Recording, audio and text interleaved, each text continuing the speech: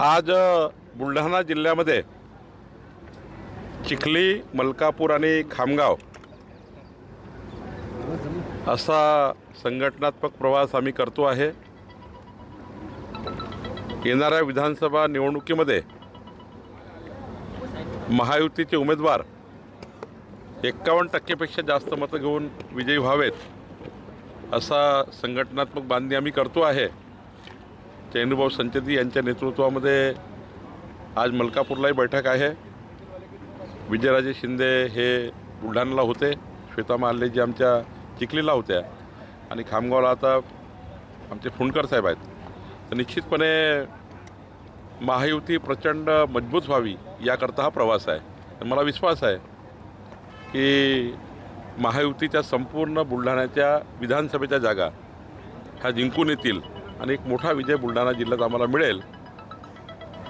या जिल्ह्यातले सर्व मतदार महायुतीच्या मागे उभे राहतील, मोदींच्या मागे उभे राहतील, एकनाथ शिंदे, देवेंद्रजी, अजितदादाच्या मागे उभे राहतील आणि आमची संघटना ही त्या ठिकाणी प्रचंड मजबूतीने आम्ही काम करू। भाजपा महायुती निवडणुकीला सामोरे जायला घाबरत आहे। भाजपाचे 50 आमदार निवडून येणार नाहीत। बघू, ते जरा ओव्हर कॉन्फिडन्समध्ये आहे।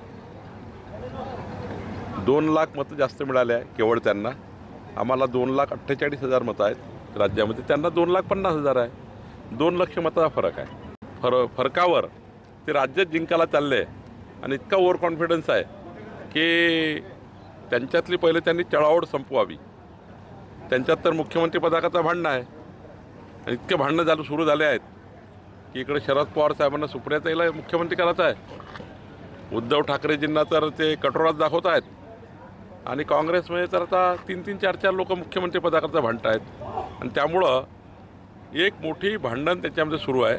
आमच्यामध्ये तर मोदीजींच्या नेतृत्वातलं केंद्र सरकार, राज्यातलं महायुतीचं सरकार, या दोन्ही सरकारच्या माध्यमातून बुलढाणा जिल्ह्याच्या शेतकरी शेतमजुरांना, आमच्या लाडक्या बहिणींना, या महाराष्ट्राला कसा फायदा होईल दोन्ही सरकारचा याकरता आम्ही काम करतो आहे।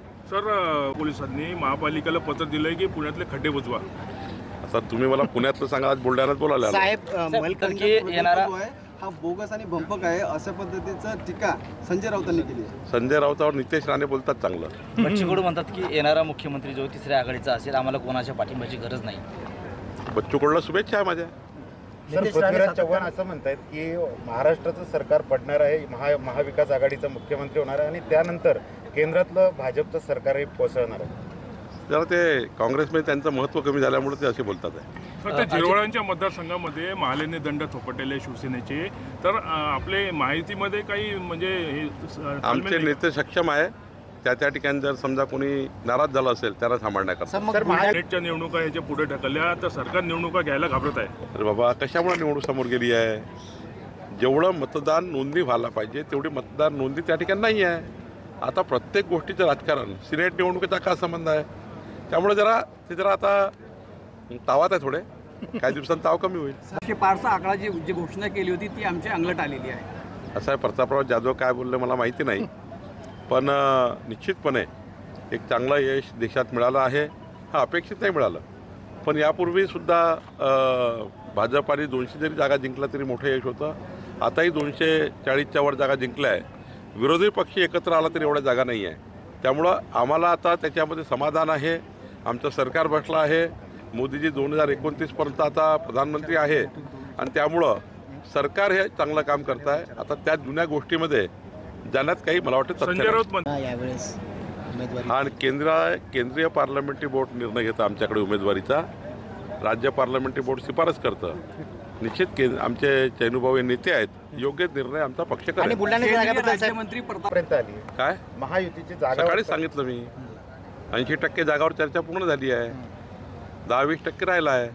लवकर चांगलं होईल, 100% चांगलं होईल आणि कुठे वाद नाही फार। अजित पवार म्हणतात लढीची शक्यता वाटते नाही, असं मैत्रीपूर्णवर काही होत नाही आमच्याकडे एकदा ठरलं की बाबा सीट ज्याला जाईल त्याचं काम आम्ही करायचं। भारत गोगावले नाराज आहेत विचार लागेल। अजित पवार म्हणतात की विशिष्ट समाजाला डोळ्यासमोर ठेवून टीका करणं योग्य नाहीये।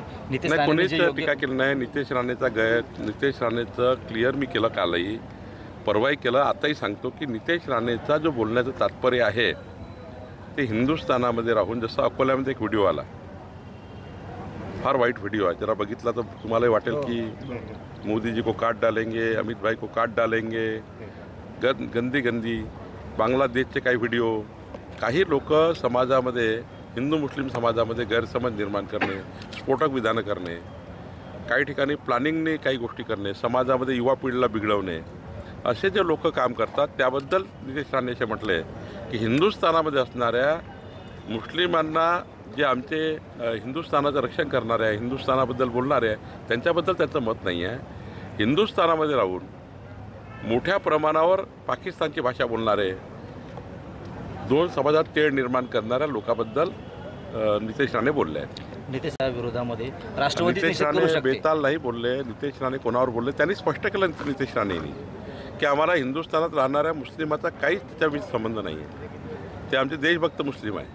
पण या देशात राहून विरोधी देशाबद्दल या ठिकाणी बांगलादेशी व्हिडिओचं समर्थन करणे, बांगलादेशचे व्हिडिओ बघा किती वाईट आहे, त्यात समर्थन लिहिलं आहे, हे जरा भयंकर आहे देशाकरता, महाराष्ट्राकरता, समाजाकरता. त्याबद्दल नितेश राणे बोलत आहे. तुम्हाला ते पटणार नाही. जर तुम्ही व्हिडिओ बघितला आणि त्याच्यावर लिहिला बांगलादेशचा व्हिडिओ आहे, तर समर्थन लिहिलं आहे आणि महाराष्ट्रात व्हिडिओ बनतात आहे, तो एक महत्त्वाचा विषय. सुनील तटकरे यांनी भाजपाविरोधात मोर्चा उघडला आहे का असं वाटतं? कोणी? सुनील तटकरे यांनी. नाही, सुनील तटकरे साहेब एकदम युतीमध्ये पक्के आहेत. महायुतीतले अनेक नेते आहेत आणि त्यामुळे कुठेतरी महायुतीला फटका बसतो. कोणी आक्षेपार्ह वक्तव्य केलं नाही आहे.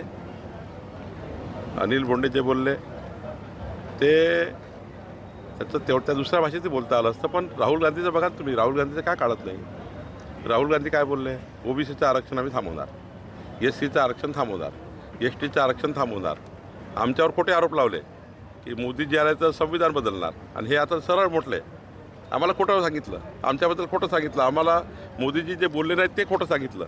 पण आता राहुल गांधीच बोलले की आता आम्ही आरक्षण थांबवणार. आणि त्यामुळं मला वाटतं की त्याच्याबद्दलची नाराजी आहे, स्वाभाविक नाराजी ही आमदारांनी व्यक्त केली आहे. पण आमदारांना दुसऱ्या भाषेतही बोलता आलं असतं. अर्बाजच्या भाषेत बोलून मात्र कोणाला टीका करू नये असं मला वाटतं. तुमच्या महायुतीतल्या काय असतं? राज्य जोरात असणार, 100च्या स्पीडने चालणार गाडी, डबल इंजिन सरकार येणार, केंद्रातलं सरकार, राज्यातलं सरकार, डबल इंजिन सरकार, आणि एकदम बुलढाण्यावरनं गाडी सुपरफास्ट निघणार, मुंबईला निघणार. तिसरं इंजिन कुठे जाणार? तिसरं इंजिन नाही हो, केंद्रातलं एक सरकार आणि महाराष्ट्र सरकार, डबल इंजिन. त्यामुळे डबल इंजिन सरकार बुलढाण्यावर निघाली सुपरफास्ट, ते मुंबईला जोरदार पोहोचणार. विरोधी आहे, ओबीसी विरोधी आहे, आरक्षण विरोधी आहे. आणि महाराष्ट्रात माझी आव्हान राहणार आहे SC ST OBC समाजाला की राहुल गांधीच्या सभेला कोणी जाऊ नये, त्याचा बहिष्कार टाकला पाहिजे, सामाजिक बहिष्कार. हा कुठला प्रयत्न आहे आरक्षण काढण्याचा? ही कुठली भाषा आहे की OBCचं आरक्षण काढा, SCचं काढा, STचं काढा? महामानव बाबासाहेब आंबेडकरांनी असं आम्हाला आरक्षण दिलं आहे. त्यामुळे हे बरोबर नाही. आरक्षणाच्या बाजूने आहे, मोदीजी आरक्षणाच्या बाजूने आहे. संविधानाने जे बाबासाहेब आंबेडकरांनी आम्हाला संविधानाने आरक्षण दिलं आहे ते आरक्षण त्या ठिकाणी टिकलं पाहिजे. माझा प्रश्न मराठा समाजामध्ये आहे. आता मराठा समाजाच्या आरक्षणाच्या बाजूने आहोत. मराठा समाजाला आरक्षण देण्याकरता भाजपा क्लिअर आहे. OBCचं आरक्षण न कमी करता मराठाला आरक्षण दिलं पाहिजे.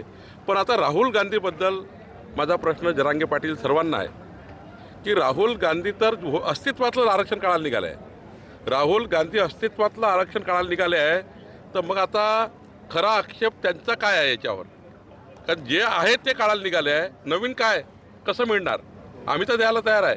आम्ही तर त्या ठिकाणी 10% आरक्षण एकनाथ शिंदेजींनी दिलं आहे. एकनाथ शिंदेजी मुख्यमंत्री आहे. मराठा समाजाकरता आम्ही सर्वांची भूमिका क्लिअर आहे. पण आता जे दिलं आहे ते काळासाठी राहुल गांधी प्रयत्न करत आहे. त्यामुळे जरा याच्यावर जरा सर्व समाजाने याच्यावर व्यक्त केलं पाहिजे. OBCची व्यक्त झालं पाहिजे. SC ST समाजाला खोटं बोलले. मला वाटतं आरक्षणाच्या भूमिकेवर राहुल गांधीला आम्ही सोडणार नाही. राहुल गांधी जेव्हा महाराष्ट्र येतील त्यांच्या स्टेजवर जाऊन आम्ही विचारणार. चांगला आहे. अजितदादाचा एक सिनियर लीडर आमच्या महायुतीचे, अजितदादाचं म्हणणं आम्ही सर्वांनी त्या ठिकाणी पाडलं पाहिजे, महायुतीने पाडलं पाहिजे. अजितदादा काय वाईट बोलले? महायुती एकत्र आली पाहिजे.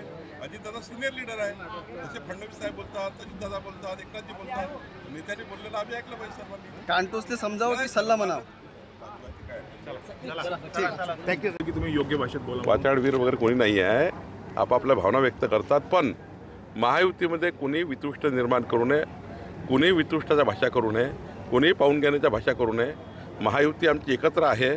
आम्ही एकत्र आहोत आणि आम्ही सर्व भाजपच्या कार्यकर्त्यांनी सांगितलं आहे की महायुतीबद्दल मात्र काही चुकीचं स्टेटमेंट करू नका. पण राहुल गांधी विदेशात जाऊनच भारताच्या विरुद्ध का बोलतात? ते राहुल गांधीला एक असं वाटतं की मला गोल्ड मेडल भेटलं. जे भारताविरुद्ध बोलले आंतरराष्ट्रीय लेवलला कुठे जाऊन रशियात अमेरिकेत त्याला वाटतं मेडल भेटलं मला, म्हणजे गोल्ड मेडल भेटलं. गोल्ड मेडलिस्ट समजतात ते स्वतःला. आणि त्यामुळं राहुल गांधीच्या पोटातलं ओठावर आलं आणि त्यांना वाटलं विदेशात कुणी विचारणार नाही. पण आता मीडिया एवढा स्ट्रॉंग आहे, विदेशातही काही बोललं तरी आपल्या देशात येतं. त्यामुळं त्यांना असं वाटलं का हे कोणी रेकॉर्ड करणार नाही. ते बोलले, पोटातलं बोलले आणि 3 पिढ्यापासून बोलत आहेत.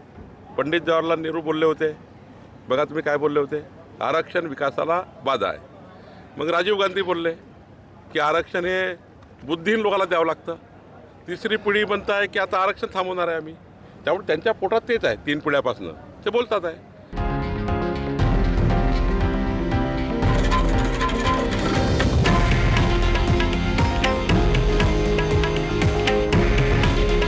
हे आहे देशातील नंबर 1 न्यूज नेटवर्क आणि आपण पाहत आहात TV9 मराठी. काळजी तुमची, हित महाराष्ट्राचं.